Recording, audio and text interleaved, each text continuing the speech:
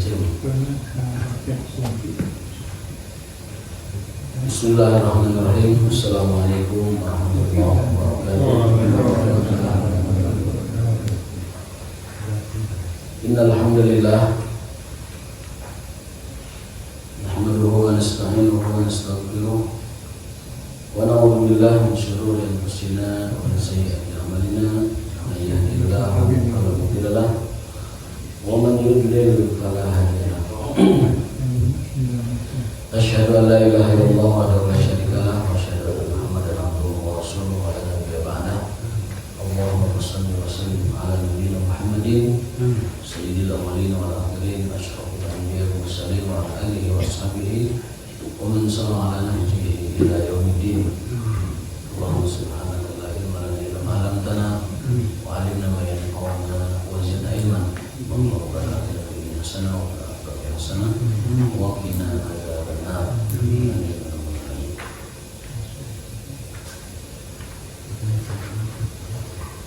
Bapak sekalian yang dimuliakan Allah Subhanahu wa taala, kita masih dalam kajian Riyadhus Shalihin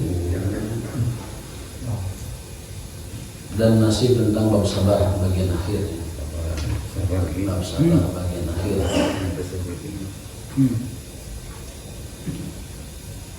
An Abi Sa'id radhiyallahu taala anhu wa Abu Hurairah radhiyallahu taala anhuma. Ini Abi Sa'id dan Abu Hurairah radhiyallahu ta'ala anhu. Nabi sallallahu alaihi wasallam qala ma yusibul muslima min nasabin wala wasabin wala hammin wala hazanin wala adan wala dham hatta syauqatu yushaquha illa kafarallahu biha min khatayahu. Muttafaqun alaih. Itu pernah kita bahas di Bukhari kalau salah. Hadis yang sama dari Abu Sa'id dan Abu Hurairah radhiyallahu taala anhuma, dari Nabi Muhammad sallallahu alaihi wasallam, tidaklah menimpa seorang muslim dari sakit atau lelah atau gelisah atau sedih atau disakiti atau gundah gulana, hatta syaukah, bahkan duri yang menimpanya terinjak olehnya, illa kafarallahu biha min khotoyahu, kecuali itu menjadi kafarat penggugur dosa dari Allah Ta'ala dari dosa-dosa. Jadi ya itulah ya, kelebihan seorang muslim. Apapun yang menimpanya, bahkan duri yang dia injak, bahkan kesedihan dan keletihan, rasa capek, gelisah, itu semuanya adalah penggugur dosa, kafarah. Dalam riwayat lain bahkan debu yang menempel di badannya itu kafarah. Jadi kita berjalan kaki, kita menaiki mobil, kita naiki motor, terkena debu, maka debu-debu itu adalah penggugur dosa-dosa kita. Apapun yang kita tidak sukai, apapun yang kita tidak inginkan, apapun yang kita rasakan, ya, itu hakikatnya adalah kafarat dari Allah Ta'ala untuk membersihkan dosa-dosa kita. Berarti dapat kita katakan dipantau, dikunclung, dikusru, digatruk, dikosewan, disirelek, semuanya adalah kafarat. Sudah makan banyak tuh, dikunclung, disirelek, disoledat, ditanjung, dikusruk, didungdung, itu semuanya adalah kafarat dari dosa-dosa.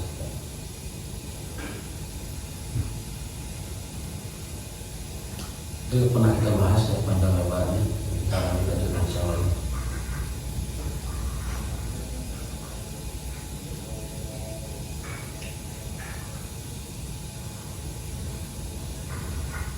Hadis yang lain ya. Wa an Anas radhiyallahu taala anhu qala Rasulullah sallallahu alaihi wasallam la yatamannayanna ahadukum al-maut. Tidak boleh seseorang di antara kalian menginginkan kematian atau berharap mati, tidak boleh. Haram hukumnya orang Islam meminta ataupun berharap kematian. Lidurin asobahu, apalagi kalau hanya sekedar ada madarat, ada sakit, ada kesengsaraan yang dia alami. Fa in kana la budda fa'ilan, tapi kalau itu terpaksa harus dia lakukan, maka berdoalah dengan doa ini. Berkatalah dengan perkataan seperti ini. Allahumma ahyini makanatil hayatu khairan li. Ya Allah, hidupkan aku jika kehidupan itu baik bagiku. Wa tawaffani, dan wafatkan aku idza kanatil wafatu khairan li, jika wafat itu baik bagiku. Jadi dalam Islam tidak boleh berdoa minta kematian dan tidak boleh berharap mati. Tapi kalau terpaksa kita lakukan, maka bacalah doa tersebut. Jika hidup baik bagiku, hidupkan aku. Jika mati baik bagiku, lebih baik bagiku, maka wafatkan aku.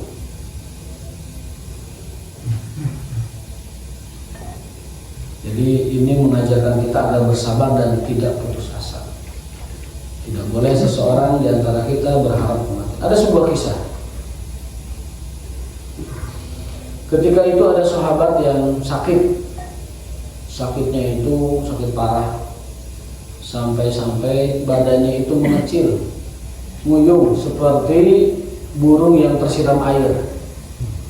Manuk kena air kan tampang itu sangat memilukan ya. Kemudian dikunjungi oleh Rasul SAW. Karena Rasul itu sudah tahu gelagatnya, beliau bertanya, wahai anak muda, apa yang kau baca dalam doamu? Ternyata anak muda tersebut terkena putus asa. Dan dia katakan, Allahumma in kunta mu'adzibi yaumal qiyamah fa'adzibni al-an. Ya Allah, jika nanti aku akan diazab di akhirat, lakukan saja sekarang. Biar saya nanti ke akhirat terbebas. Karena siksa akhirat lebih berat. Di dunia saja saya diujinya, dihukum. Rasul marah dan mengatakan, kamu jangan mengatakan seperti itu, karena kamu tidak akan pernah sanggup melawan Allah. Kamu tidak akan sanggup menerima hukuman dari Allah, tidak akan sanggup. Katakan saja perkataan yang baik, Rabbana atina fid dunya hasanah wa fil akhirati hasanah wa qina adzabannar. Maka setelah pemuda itu mengganti doanya, itu sakitnya hilang dan sembuh. Jadi jangan pernah minta disucikan Allah sekarang. Jangan pernah minta diwafatkan Allah sekarang. Jangan pernah minta dihukum Allah sekarang. Bisa jadi Allah sudah menyiapkan berbagai macam fasilitas pengampunan. Dari mulai syafaat Rasulullah, syafaat anak kita, syafaat sahabat kita, amal-amal soleh dan jariah kita, sedekah-sedekah kita, menyelamatkan kita. Jadi jangan pernah meminta dihukum sekarang. Tidak boleh, hukumnya haram. Adapun hadis Nabi SAW yang bunyinya, barang siapa man sa'ida liqa Allah, sa'idallah liqa'ahu. Barang siapa yang bahagia berjumpa dengan Allah, maka Allah pun bahagia senang berjumpa dengan dia. Itu maksudnya bukan kita meminta berjumpa Allah sekarang, bukan. Tetapi itu sebuah kondisi di mana orang beriman nanti ketika hendak meninggalnya, Allah akan tampakkan kenikmatan akhirat sebelum dia meninggal. Malaikat akan membersamainya. Sebagaimana firman Allah Subhanahu wa taala, bagi orang yang istiqomah, malaikat akan menemani saat kematiannya dan mengatakan, alla takhafu wa la tahzanu. Janganlah kalian bersedih terhadap apa yang ditinggalkan dari keluarga, harta dan sebagainya. Dan jangan takut apa yang akan hadapi di hadapan. Tidak usah takut dicabut nyawa, tidak usah takut kematian, tidak usah takut hisab kubur, tidak usah takut hisab akhirat, tidak usah takut surga neraka. Karena Allah senang berjumpa denganmu. Maka kalau kondisi sebelum wafat kita seperti itu, dia akan lebih memilih berjumpa Allah daripada kembali ke dunia atau tetap di dunia. Hal itu yang dialami oleh Rasulullah SAW. Ketika sebelum meninggal dunia, beliau ditawarkan oleh Allah Ta'ala, ila rafiqil a'la awil baqa' fi dunia. Kamu ingin berjumpa kekasih tertinggimu atau kamu ingin tetap hidup di dunia? Rasul mengatakan, ila rafiqil a'la. Aku ingin berjumpa dengan rafiqul a'la, kekasih tertinggi, kekasih tercinta. Maka beliau pun diwafatkan. Jadi maksud hadis itu bukan kita meminta mati sekarang, tetapi itu kondisi di mana orang yang beriman akan dibuatkan kondisi ditemani malaikat sebelum meninggal, dan malaikat menenangkan dia, kamu tidak usah takut, tidak usah sedih. Dan Allah tampakkan itu kenikmatan ukhrawi yang sampai akhirnya dia memilih, mendingan aku ke akhirat sekarang daripada tetap di dunia. Dunia yang penuh dengan keburukan, jalanannya macet, sungainya kotor-kotor, orangnya jahat-jahat, dan korupsi, pejabatnya zalim, kita semua. Orang-orangnya juga kita sebelum yang di akhirat, ke ayam kali.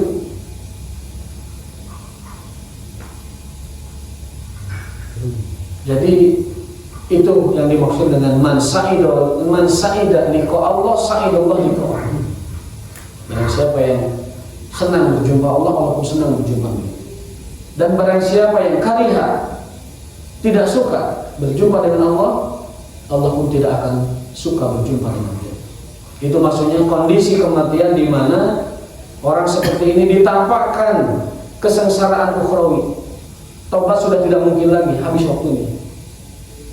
Dia pun benci kematian. Aduh, kalau saya mati sekarang gimana? Tapi mau taubat sudah terlambat. Dia pun benci kematian. Allah pun benci dengan berjumpa dengan dia. Artinya Allah pun benci kembalinya dia ke akhirat. Maka dari itu setiap muslim hendaklah tidak berputus asa dari rahmat Allah Subhanahu wa taala. Allah berfirman dalam dua ayatnya. Yang pertama, la taqnatu min rahmatillah. Jangan kalian kunuto, pakai tok, kunuto, berputus asa dari rahmat Allah Subhanahu wa taala. Yang lainnya keduanya, la tayasu bi rauhillah. Jangan putus asa dari rahmat Allah Subhanahu wa taala. Jadi ada dua ayat yang menyuruh kita tidak putus asa dari rahmat Allah Subhanahu wa taala. Apapun kondisinya. Bukan karena Allah mengampuni seluruh dosa kita. Bahkan pernah kita bahas pertemuan beberapa waktu lalu, sampai orang yang berlumur dosa pun Allah bentangkan tangannya, kemarilah wahai hambaku. Andaikan dosamu setinggi langit, seluas samudra, balaghat dzunubuka ananas sama wal ard.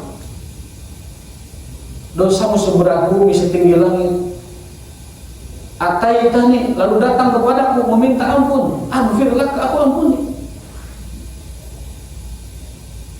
Asal kita mau meminta ampun. Asal kita mau meminta ampun.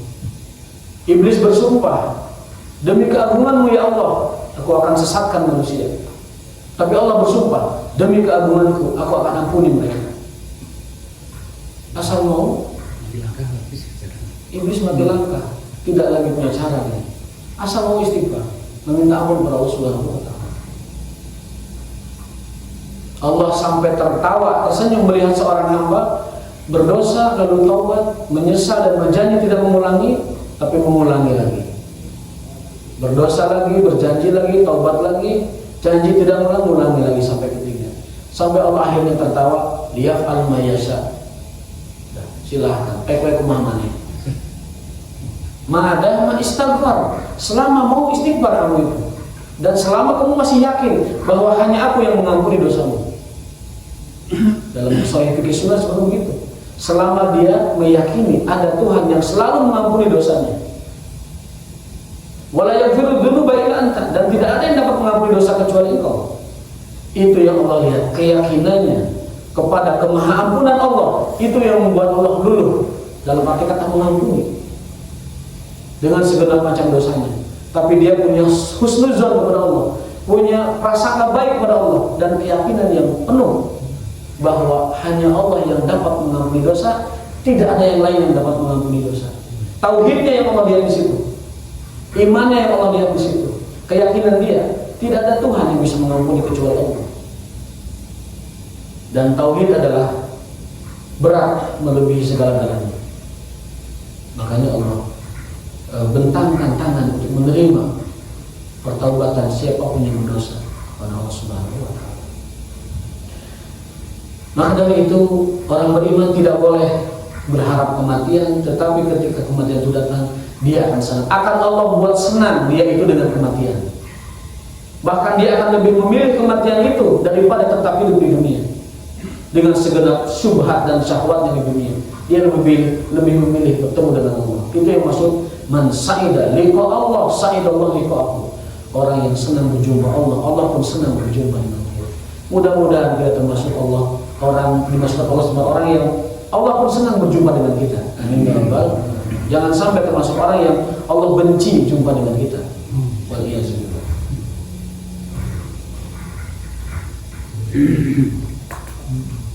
Allahumma ahyini ma kanatil hayatu khairan li wa tawaffani idza kanatil wafatu khairan li. Tadi malam saya membagikan di grup itu doa Nabi Yusuf alaihissalam yang cukup indah. Allahumma anta waliyyi fid dunya wal akhirah. Tuhanku, engkau adalah waliku di dunia dan waliku di akhirat.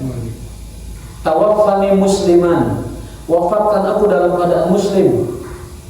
Wa alhiqni bis sholihin, dan ikutkan aku bersama rombongan orang-orang soleh. Itu doa yang sangat indah. Engkau adalah waliku dunia akhirat, wafatkan aku dalam keadaan muslim dan ikutkan aku bersama rombongan kafilah orang-orang soleh. Tulis di status di grup dengan nulis status yang aneh-aneh. Contohnya yang aneh-aneh misalkan tulis seperti itu supaya menjadi inspirasi buat orang. Anta waliyyi fid dunya wal akhirah, tawaffani musliman wa alhiqni bis sholihin. Dibuka aja. Angka ya, daftar dulu. Oh itu. Kalau yang dikatakan wala haufun alaihim wala hum yahzanun. Ya itu ayat menguatkan. Innal ladzina qalu rabbuna Allah tsumma istaqamu tatanazzalu alaihimul malaikatu alla takhafu wa la tahzanu wa abshiru bil jannati allati kuntum tu'adun nahnu awliya'ukum fil hayatid dunya wa fil akhirah. Dan seterusnya. Sesungguhnya orang-orang yang mengatakan Rabbuna Allah, kami beriman kepada Allah lalu istiqamah, maka Allah akan mengirimkan malaikat-malaikatnya menjelang kematiannya untuk mengistiqomahkan dan mengatakan pada orang tersebut, Allah takhafu, kamu jangan takut, wala tahzanu, kamu jangan sedih, matilah dengan bahagia, matilah dengan tersenyum. Allah menunggu, Allah senang berjumpa denganmu. Coba kalau kondisi wafat kita sudah begitu, dipastikan 100% lebih memilih mati daripada tetap di dunia. Allah sudah menyambut, Allah sudah bahagia, Allah sudah senang dengan kedatangan kita, pasti lebih memilih itu daripada al-baqa' fid dunya, daripada tetap di dunia. Subhanallah. Jadi ini motivasi kepada kita semua akan prasangka baik kita kepada Allah Subhanahu wa taala dalam segala hal. Prasangka baik kepada Allah dalam segala hal. Bahkan saat kita tertimpa musibah, itu hakikatnya Allah menginginkan kita kebaikan. Hadis berikutnya Nabi Hurairah radhiyallahu ta'ala anhu, qala Rasulullah sallallahu, man yuridillahu bi khairan yusib minhu. Barang siapa yang Allah kehendaki baik, barang siapa yang Allah kehendaki baik, maka Allah akan berikan sebagian dari ujiannya. Ujian itu berupa kekurangan, bisa khaufi, bisa rasa takut, wal ju'i, bisa rasa lapar, wa naqsin min amwal, bisa mungkin kekurangan dari materi, kemudian bisa jadi kekurangan dalam jiwa, artinya kehilangan. baik orang tua, baik keluarga, dan lain sebagainya. Itu untuk menguji kita. Dan jalan terbaik saat musibah itu datang adalah mengatakan inna lillahi wa inna ilaihi raji'un. Kita milik Allah dan juga akan kembali kepada Allah. Itu orang-orang beriman.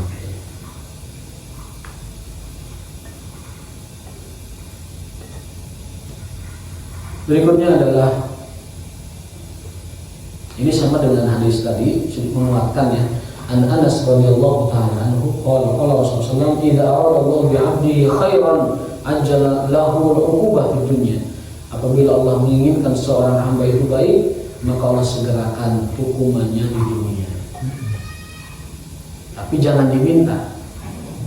Bisa jadi ada hukuman-hukuman tertentu bagi kita demi mensucikan diri kita. Mungkin dengan sakit, mungkin dengan kurang, mungkin dengan mohon maaf kemiskinan, mungkin dengan kesulitan. Itu adalah ujian Allah demi mensucikan diri kita. Wa idza arada Allah bi 'abdihi syarran amsaka anhu bi dhanbi hatta yuwafi bi yaumil qiyamah. Dan apabila Allah menginginkan hambanya keburukan, maka Allah tangguhkan dosanya itu hingga nanti dia akan temui atau dia alami, ya, dia dapatkan balasan dosa itu yaumil qiyamah, di hari kiamat. Sesungguhnya kata Nabi SAW, inna idhamal jaza ma'a idhamil bala. Sesungguhnya pahala itu atau balasan kebaikan itu disesuaikan dengan tingkat kesulitannya, tingkat penderitaannya. Pahala atau balasan ganjaran kebaikan itu sesuai dengan beratnya kesulitan. Jadi orang yang datang ke masjid dari tempat yang lebih jauh itu lebih besar pahalanya daripada orang yang dekat dengan masjid. Orang yang datang ke masjid dengan rasa malas yang dipaksa itu lebih besar pahalanya daripada orang yang tidak seperti itu.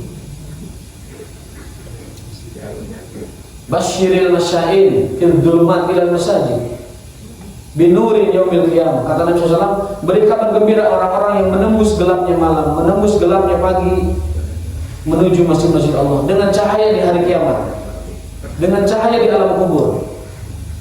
Itu kata Nabi SAW, basyiri, beri kabar gembira al-masya'in, orang-orang yang bergerak menembus gelap, dulu gelap bukan dalam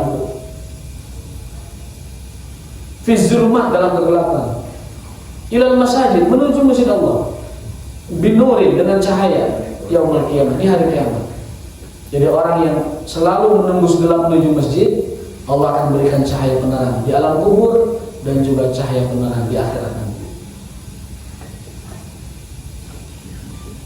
Ketika orang meraba dalam kegelapan di mahsyar, maka orang seperti itu diberikan cahaya. Ketika orang gelap sendiri di alam kubur dengan tanah yang dihimpit, dengan panas yang disemprotkan, dihembuskan, maka orang ini mendapatkan cahaya dan berkuasa. Nabi bersabda, sesungguhnya alam kubur itu selalu sempit. Andaikan ada kubur yang diluaskan, maka itulah kubur Sa'ad bin Abi Waqqas. Kata Rasulullah, innal qabr, sunnya kubur lebih sempit. Kalaupun ada yang dilegakan, maka itulah Sa'ad bin Abi Waqqas.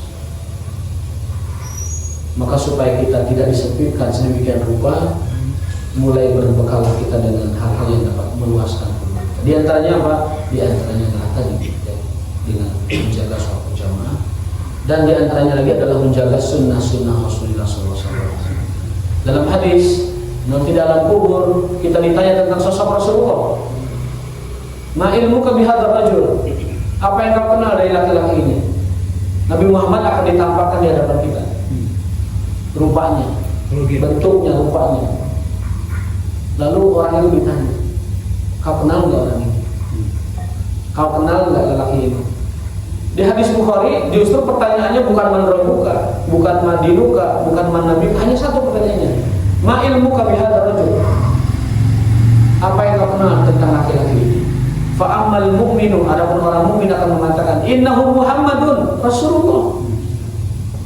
Dia itu Muhammad Rasulullah. Aman Nabi wa taba'na, aku beriman kepadanya dan mengikutinya. Ada kata pengikat dan mengikutinya. Kata malaikat 6 solehan, saya sing berat. 6 solehan sampai hari akhirat. Tidurlah kamu seperti tidurnya pengantin, sebentar tapi nikmat sampai hari kiamat. Dan lihatlah nanti kamu lihatlah pemandangan surga. Sudah dibukakan taman surga itu, diperlihatkan. Wa ammal munafiqul murtab, ada orang munafik yang ragu kepada agama Allah. Ketika ditanya, "Ma ilmuka bi hadzal rajul?" Apa yang kau kenal dengan laki-laki ini? Dia akan mengatakan, la adri. Saya tidak tahu, saya tidak tahu. Qalan nas, kata orang si anu dan si anu, si fulan dan si fulan. Nah, berarti tegas di apalnya. Jia, lalu malaikat didatangi didatangkan sebuah palu dan gada, fadarabah, dipukulkan kepada orang itu. Diketrok ke palu di alam kuburnya. Dan ditampakkan di hadapannya pemandangan neraka yang menakutkan. Maka alam kubur kita itu kemungkinannya hanya 2. Dia adalah taman dari taman-taman surga, atau dia adalah lubang dari lubang-lubang neraka. Allahumma ja'al qabrana rawdatun min riyadil jannah wa la taj'al qabrana hufratan min hufarin niran. Ya Allah, jadikan kubur kami sebagai taman dari taman-taman surga, dan jangan jadikan kubur kami lubang dari lubang-lubang neraka. Amin ya rabbal alamin. Jadi kalau Allah menginginkan seorang hamba itu ke akhirat, pulang ke akhirat dengan keadaan bersih, Allah akan berikan dia ujian-ujian, berikan dia penghapus dosa. Sesungguhnya besarnya pahala tergantung dengan besarnya kesulitan. Wa inna Allah Ta'ala idha haba qawman ibtalahum, dan jika Allah mencintai seseorang atau suatu kaum, Allah akan mengujinya. Ujian dapat berupa penderitaan, ujian juga dapat berupa nikmat. Ujian dapat berupa kemiskinan, ujian juga dapat berupa kekayaan. Faman radiya falahu ridha. Jika dia ridha, maka Allah pun ridha. Dan jika dia sakit, jika dia murkusum, jamadud, murang maling, tidak terima, falahu sukhtu, maka Allah pun sukhut dengan dia, benci dengan dia. Rawahu Tirmidzi wa qala hadisun hasan. Maka para ulama dengan hadis ini membagi orang itu dalam menghadapi ujian Allah terbagi 3. Pernah saya sering sampaikan. Yang pertama sukhut atau sakit, dia benci, dia tidak terima, murkusum, jamun, mengumpat ujian dari Allah dan mengatakan hal-hal yang buruk tentang ujian Allah. Maka Allah pun akan melakukan hal yang sama dengan orang itu. Dan kata Imam Ali radhiyallahu ta'ala anhu, orang yang jamadul dengan takdir, orang yang benci atau tidak terima dengan takdir, tidak bermanfaat baginya. Takdir akan terus berjalan sesuai dengan ketentuannya, dan jamadulnya akan mendapatkan ketidakridhoan Allah Subhanahu wa ta'ala. Jadi cara terbaik menghadapi musibah adalah hadapi dengan kesabaran. Kalau tidak sabar, tetap terjadi ujian. Percuma. Mengurung usul kepada aku percuma, akan terus berjalan tanpa dia bisa hentikan. Kecuali kalau dia membuktikan dengan doa dan dengan usaha, sesuai dengan yang pernah kita jelaskan sebelumnya. Yang berdasarkan kaidah bahwa Allah itu punya 2 kitab takdir. Kitab pertama di Lauhil Mahfuz tidak pernah berubah. Kitab kedua di langit dunia yang bisa berubah dengan doa, dengan amalan ibadah, dengan usaha-usaha kita dan lain sebagainya. Yang kedua, tingkatan orang menerima musibah, menghadapi musibah itu adalah sabar. Sabar itu dia terima, tetapi hatinya getir. Dia rasakan itu betapa sakitnya ujian itu. Ya Allah, hirup teh ribu-ribu turun, tidak punya apa-apa.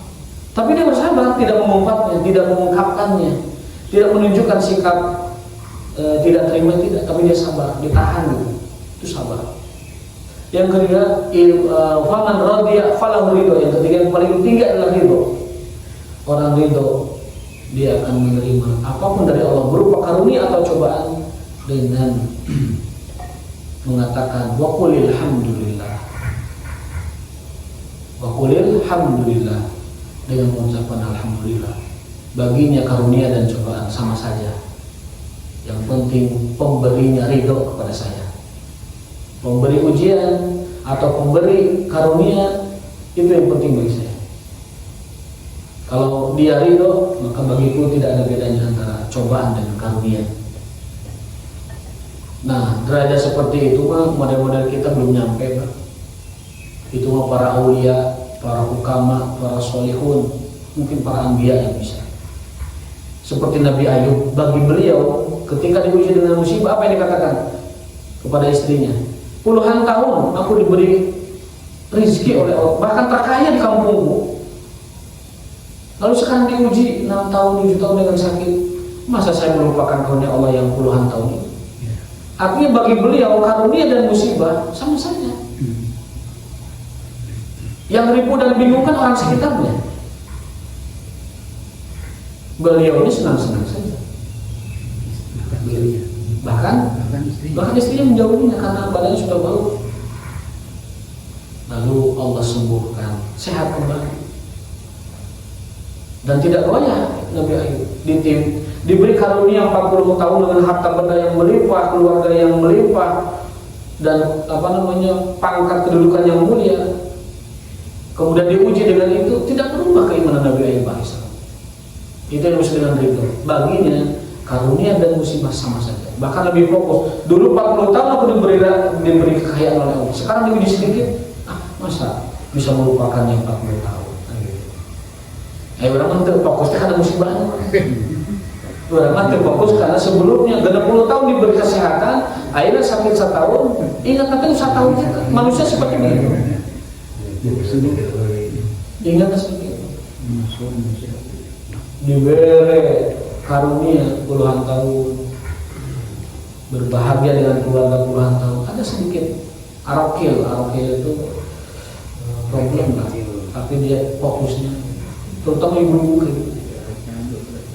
ibu-ibu dalam hadis disebutkan, ibu-ibu itu kalau kau berbuat baik kepada mereka seumur hidup bahkan, lalu melihat sedikit kesalahan darimu, dia akan lupakan itu semua kebaikan kamu itu.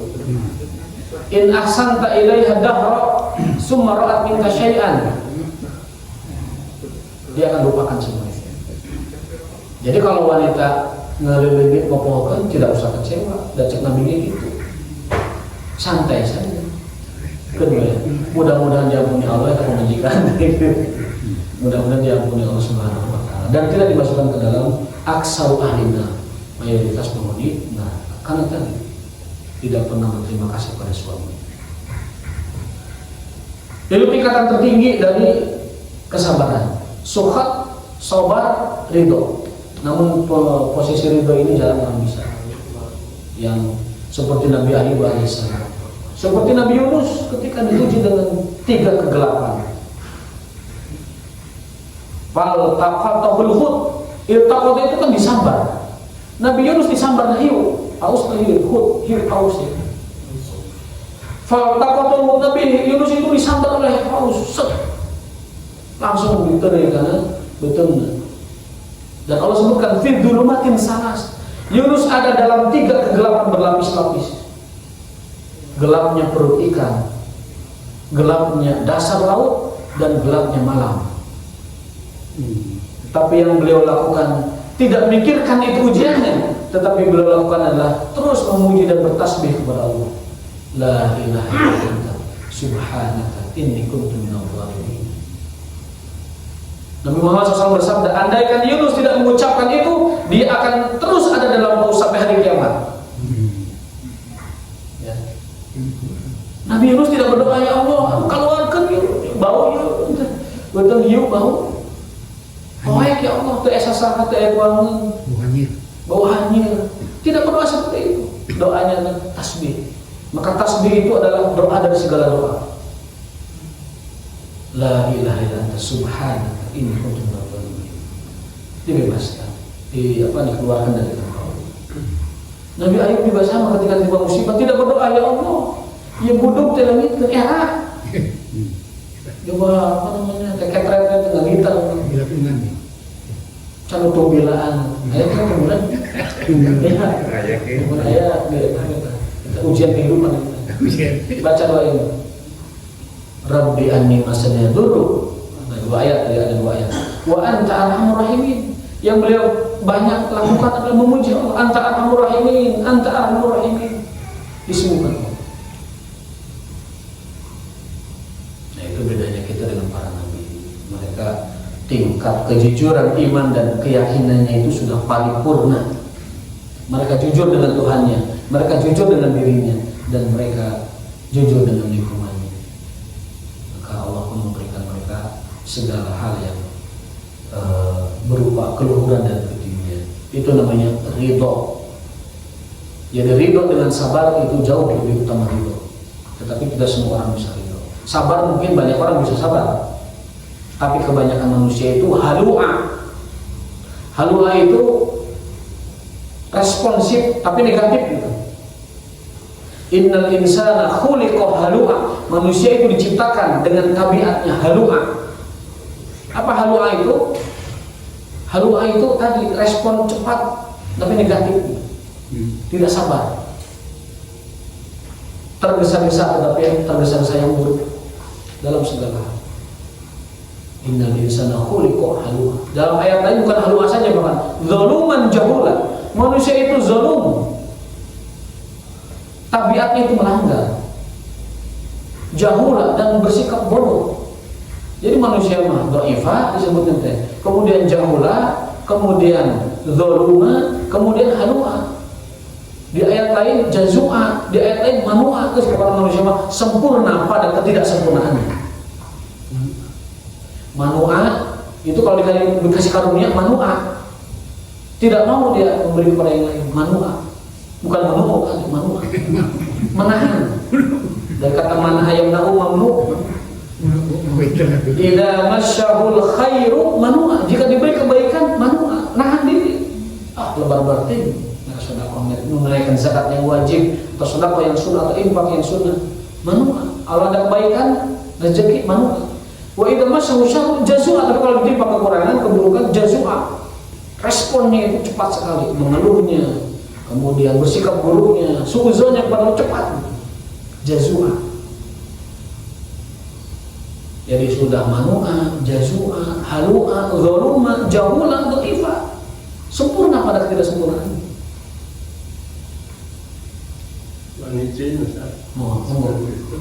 Saya beri kopi juga kalau penerapan sabar dalam konteks perintah Allah kepada Nabi. Ya. Apa itu? 9 penerapan ayat 9 surat 66 tahun. Ya ayyuhan nabiyyu sayyidin kufara wal munafiqina ba'ud alaihim wa ma'ahum jahannam wa islamul. Ya. Kan diperintahkan supaya bertindak keras Nabi kepada Allah berfirman, ya ayuhan nabiyyu jahidil kufara wal munafiqin waghlud alaihim wa ma'ahum jahannam. Nabi SAW diperintahkan untuk berjihad menghadapi orang-orang kafir dan orang-orang munafik, waghlud alaihim, dan bersikap tegas dengan mereka. Maksudnya ayat itu adalah Allah alam bisawab.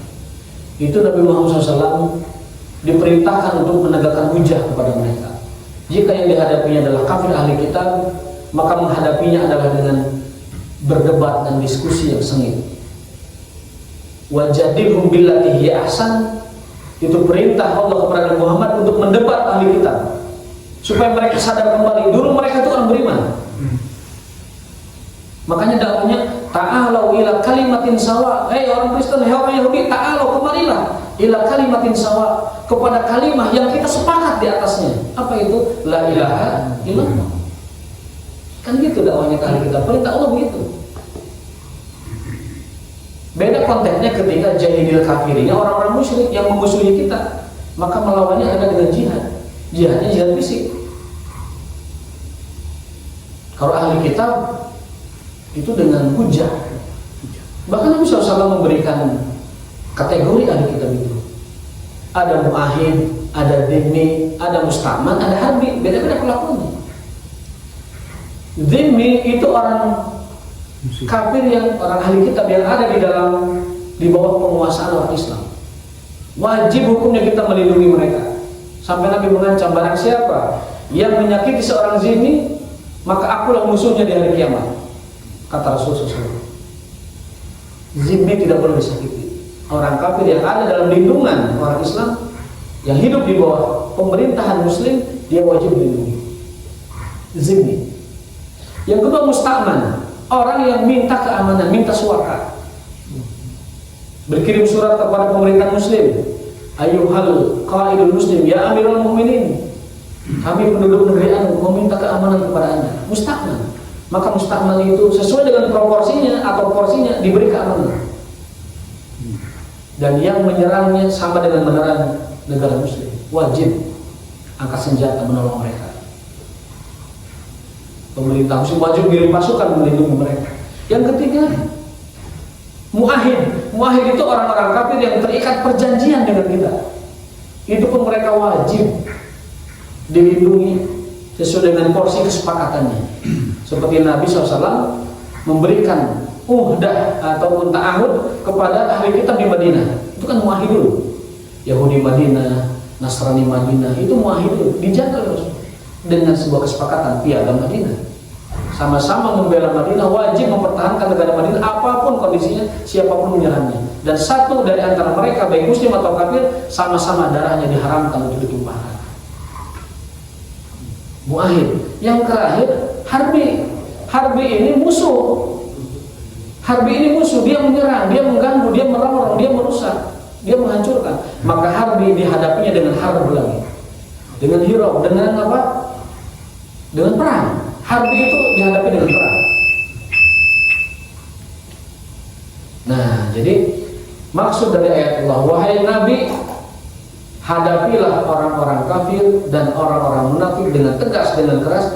Maksudnya itu, orang Yahudi, orang Nasrani ajak kepada kalimatin sawat, kepada kalimat yang dulu kita yakini bersama, la ilaha illallah. Orang-orang yang memusuhi harbi tadi, hadapinya dengan senjata. Adapun orang munafikin, dihadapinya dengan apa? Waqluz alaih, dengan sikap tegas dan iqamatul hujjah. Karena orang munafik ini tampilan luarnya seperti kita, tidak ada beda. Wa idza laqu alladziina amanu qalu amanna. Jika mereka bertemu dengan wahai Muhammad, mereka mengatakan amanna. Wa idza khalau ila syayatinihim qalu innama nahnu mustahzi'un. Kalau mereka kembali kepada grupnya, oh saya mah heureung hungkul dia Muhammad. Inna mustahzi'un, heureung hungkul saya mah Muhammad. Itulah orang munafik. Bertemu dengan kita dalam wajah beriman, lalu apa namanya? Meninggalkan kita dalam keadaan kafir dan mengatakan kami tetap loyal kepada Anda, kepada orang munafik itu. Kami loyal kepada Anda. Jeung Muhammad mah heureung hungkul. Ya itu mah iqamatul hujjah. Tegakkan hujah-hujah kepada orang munafik itu. Karena orang munafik itu orang bimbang. Hatinya kafir tapi mukanya iman. Orang bimbang, iqamatul hujjah. Jadi kalau ada orang apa namanya hatinya ada iman atau bahkan ada kafir namun bimbang itu, dia bersikap kemana? La ilaha illa wa la ilaha illa. Kan itu ayatnya. Mudzabdzabina baina dzalika. Mereka bimbang, la ilaha illa tekan itu, wala ilaha illa tekan itu. Tapi kalau sampai meninggal tetap begitu dalam keadaan ragu, tekan itu tekan dia. Innal munafiqina fi darkil asfali minan nar. Dia akan menjadi keraknya api neraka. Dan Allah gabungkan dengan orang kafir. Innallaha jami'ul munafiqina wal kafirina fi jahannam jami'an. Jadi ujung dari orang munafik itu, kalau di dunia mungkin masih melakukan baik, ujung dari orang munafik itu digabungkannya dengan orang kafir. Karena tidak mungkin di tengah-tengah, nggak ada posisi tengah. Imma ilal mu'minin, imma ilal kafirin. Itu jawabannya banyak terkait dengan ayat waghluz alaihim wa ma'wahum jahannam wa bi'sal masir. Hadanallahu wa iyyakum ajma'in. Wallahu ta'ala bisawab wa taufiqun illa billah. Subhanallah wa bihamdika asyhadu an la ilaha illa anta astaghfiruka wa atubu ilaik. Wassalamualaikum warahmatullahi wabarakatuh.